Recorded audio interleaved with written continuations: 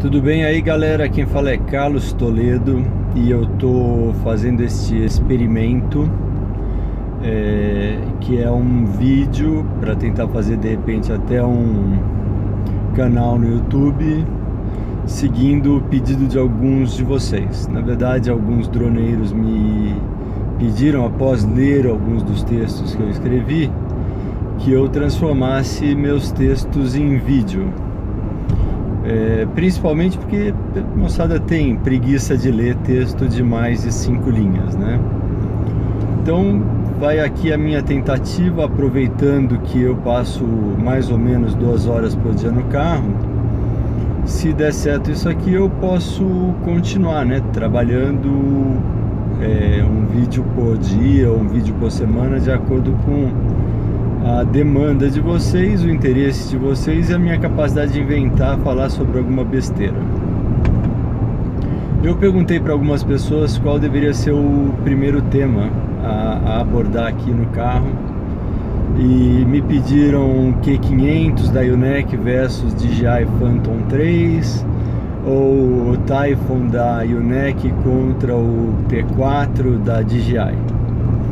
E eu acho que o assunto, né, que a gente adora tratar, inclusive para zoar o brother Moro, o Emerson, é DJI versus Yoneck. Então eu queria começar falando sobre esse tema interessante, que é DJI versus Yoneck. O que falar sobre isso? Bom, primeiro eu queria lembrar para vocês duas coisas que aconteceram na história que me remetem à minha reflexão a respeito dessas duas marcas. A primeira, a Sony com um produto chamado Betamax, que, assim, meu avô me contou isso, né? Eu não vivi essas coisas, sou muito jovem para ter passado pela época do Betamax. Mas para quem não sabe, quando foi lançado o videocassete, a Sony veio com uma proposta chamada Betamax. Para quem não sabe, Betamax era uma fita de gravação de muito melhor qualidade que a VHS, que trazia uma qualidade sonora e de imagens que o mercado mundial não tinha visto. Mas as locadoras, as fabricantes de aparelhos eletrônicos, todas optaram pelo quê? Pelo VHS. O VHS era melhor? Não, era pior. A fita não era tão resistente, a qualidade da imagem não era tão boa, mas quem comprou Betamax ficou bacana ali, vendo os 3, 4 filmes que lançava por ano em beta, enquanto quem tinha VHS a cada semana tinha 3, 4 novos filmes para alugar na locadora.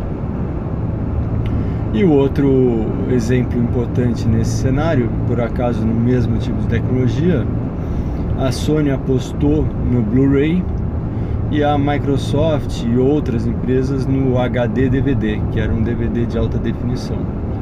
O que aconteceu é que eram tecnologias muito similares e a Sony conseguiu, dessa vez até aprendendo com os erros do passado, ela conseguiu que o Blu-ray fosse o sucesso que foi, sendo a última mídia não digital, né, provavelmente de todos os tempos. Por que eu estou dizendo isso? Porque a gente tem que aprender uma lição. Nem tudo o que é melhor é ideal, é o que a gente precisa. E nem sempre o que não é o melhor de todos não vinga. E por que eu estou falando isso? Porque a Yoneck é o Betamax e a DJI é o VHS, não vou julgar isso, eu não vou dizer quem é melhor, quem é pior. Eu acho que cada um tem suas vantagens e suas desvantagens. Só que não adianta pegar e dizer o seguinte: não, o Yoneck é muito melhor que o DJI e por isso é nele, ele que é a melhor tecnologia, ele é a tecnologia que vai vingar. Tem muitos outros fatores, né, como o próprio VHS, como o próprio HD DVD e o Blu-ray e o Beta mostraram, que fazem com que a escolha das pessoas crie um padrão de fato. E o padrão de fato, esse sim, infelizmente, e é infelizmente mesmo, é por onde as pessoas que raciocinam mais detalhadamente tendem a seguir. Por quê? Porque se você compra um produto que é um padrão de fato, você vai encontrar assistência técnica, curso, tutorial, peças de reposição. Você vai estar dentro de um padrão de fato e das vantagens desse padrão de fato. E vai estar dentro de umas desvantagens que o padrão de fato causa.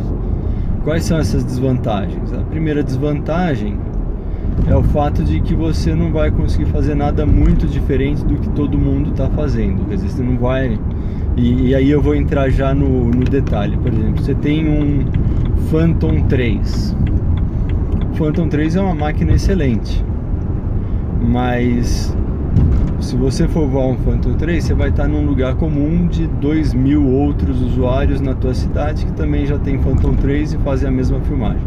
Você compra um Yuneec Q500 que está numa mesma faixa de preço do Phantom 3, você vai ter uma autonomia de voo melhor, um drone maior e, portanto, em teoria, e aí em teoria porque eu nunca voei para dizer, mais estável, um drone que traz 2 baterias e case e um gimbal de mão. Então você tem basicamente num único drone, tá certo? Praticamente tudo que você teria se comprasse um Phantom 3 com mochila, com uma bateria extra e com o Osmo, tá certo? O Osmo inteiro, com a câmera e tudo. Então se a gente comparar o Q500 com o Phantom 3 mais o Osmo, porque é a realidade, né? Não tem como dizer que não, mais o case, provavelmente você está comprando um equipamento da Yuneec por 30 a 40% menos do que você compraria um DJI. Agora, se o Yuneec é bom ou não, esse é o problema do tal do padrão de fato. Você vai ter que arriscar. Você não vai conhecer uma pessoa, um vizinho com quem você pode pilotar e ver o drone, etc. Você vai ser o primeiro. E isso é fato e isso é o que acontece no mundo todo, tá certo? Agora, o Phantom 3, por outro lado, você já sabe que a filmagem é boa, você já sabe que não dá gelo na câmera, você já tem um monte de filtro que você pode comprar como acessório, você já tem, por exemplo, aplicativos para colocar no Android e controlar e fazer fotos panorâmicas com o seu Phantom. E pode ser, não estou dizendo que tem ou não, mas pode ser que isso não aconteça com o Yuneec. Por quê? Porque ele não é o tal do padrão de fato. Então, assim, resumindo, tá claro que a Yuneec é o único concorrente hoje da DJI quando a gente fala em drone.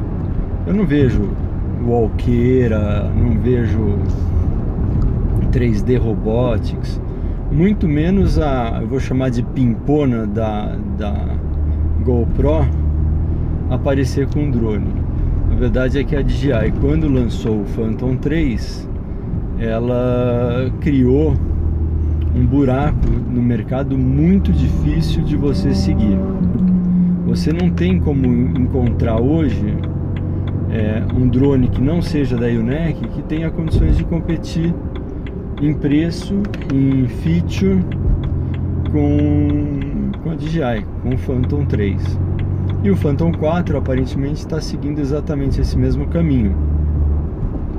Então,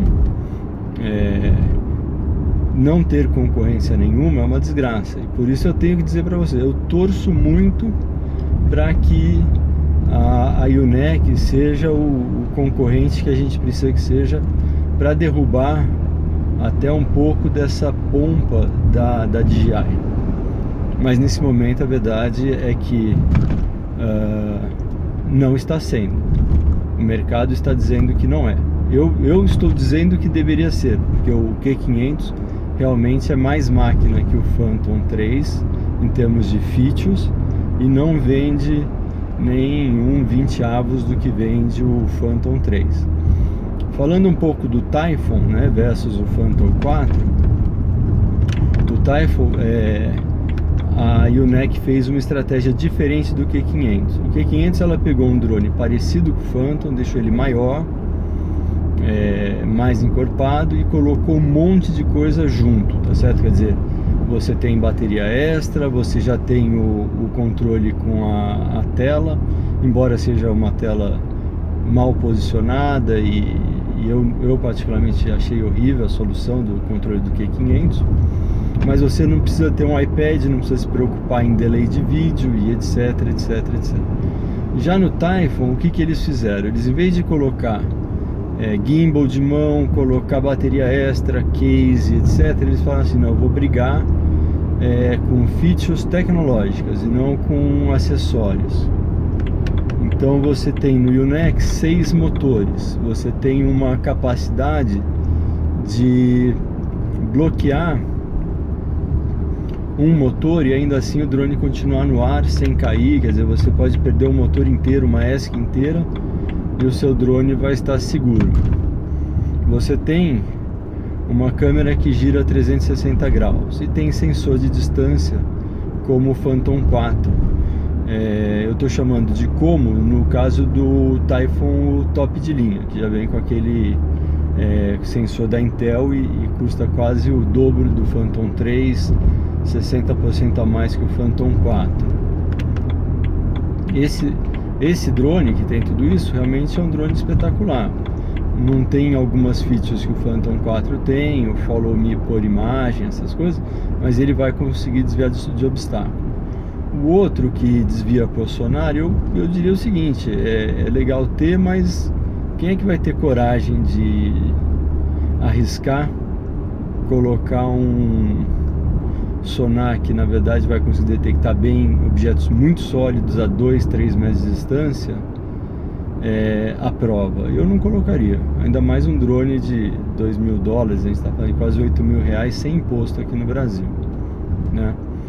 Então é isso, tá certo? Eu torço muito para que a Yuneec seja o concorrente que a DJI precisa que a Yuneec seja, para que ela possa não descansar. Eu acho que a Yuneec está tomando estratégias muito interessantes. Eu gosto dos produtos da Yuneec, mas nesse momento eu ainda sou mais o Phantom 3 e o Inspire.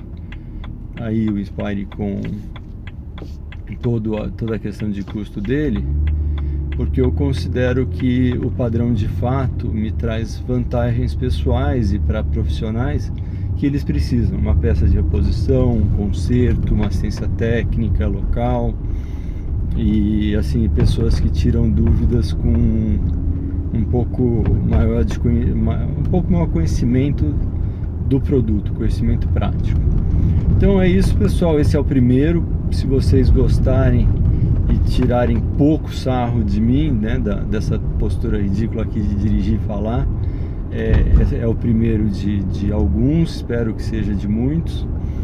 E assim termina aqui o meu primeiro episódio da série Preguiça de Ler para vocês, tá bom? Grande abraço, beijão para todos.